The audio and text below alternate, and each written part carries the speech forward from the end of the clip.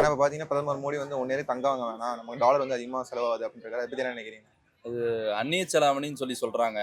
அதுக்கு ஆல்டர்னேட் நெறைய இருக்குது. இப்போ வந்து பெட்ரோல் கிடைக்கல, கேஸ் கிடைக்கலன்னு சொல்றாங்கல்ல. அதுக்கு அமெரிக்கா கூட போட்ட ஒப்பந்தத்த பிரேக் பண்ணிட்டு, பிரதமர் மோடி என்ன வேணா பண்ணலாம். அது நெறைய உள்கட்சி பூசல் அது இருக்கிறனால அவங்க பண்றதில்ல.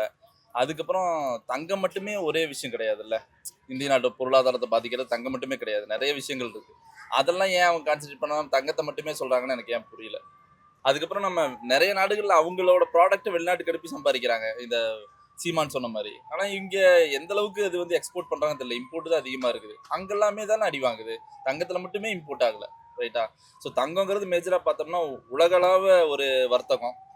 அவங்க நம்ம டிசைட் பண்றதோ, நம்ம வாங்குறனாலயோ குறைய போறதில்ல. நெறைய நாடுகள் தங்கம் கொள்முதல் பண்றதுனால இந்த தங்கவோட ஏறுது, இறங்குது. அவங்களும் டன் கணக்குல வாங்குறாங்க. ஸோ அத வச்செல்லாம் மோடி சொல்றது எந்த அளவுக்கு பெனிஃபிட்டா இருக்கும் இந்தியாக்குன்னு எனக்கு தெரியல. உங்களால ஒன் இயர் வாங்காம இருக்க முடியுமாண்ணா? 1 இயர் வாங்காம இருக்க முடியாது. ஏன்னா, இப்ப இருக்கிற விலைய விட அத விட அதிகமாயிருச்சுன்னா, இப்ப எனக்கு பெண் குழந்தை இருக்குது. அவங்களுக்கு கல்யாண வயசுக்கு இன்னொரு 20 வருஷம் இருக்குன்னு வச்சுக்கலாம். நான் மாசம் மாசம் ஒரு குறிப்பிட்ட கிராம் வாங்கணும்னு எய்ம் பண்ணா தான், அன்னைக்கு ரேட் என்ன இருக்குன்னு எனக்கு தெரியாது. அன்னைக்கு 20,00,000 கூட இருக்கலாம் ஒரு பவுனு. அப்படிங்கும்போது, நான் கரெக்ட்டா பிளான் பண்ணி போனா தான் எனக்கு சேஃப்.